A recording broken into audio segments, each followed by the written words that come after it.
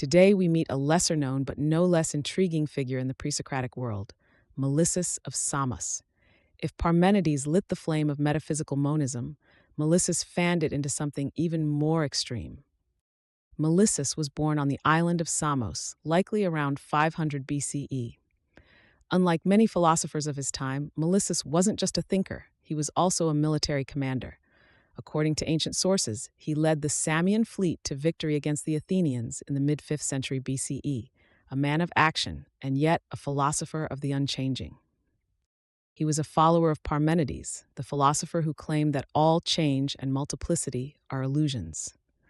But Melissus took those ideas and gave them a sharp, logical edge. Melissus believed in what is, a single, eternal, unchanging reality. But he pushed Parmenides' ideas further in two key ways. First, he argued that being is infinite, not just in time, but also in space. Parmenides had said that being is finite and bounded, like a perfect sphere. But Melissus disagreed. If being had boundaries, he said, it would have to be surrounded by non-being, and that's impossible because non-being doesn't exist.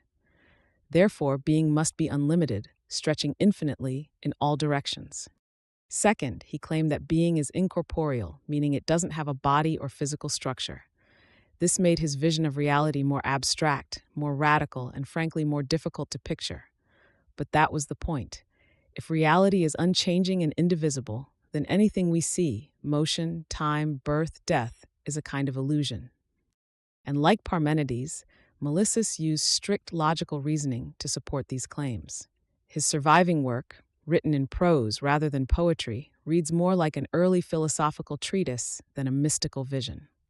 Melissus might not be as famous as Heraclitus or Pythagoras, but he left a lasting mark.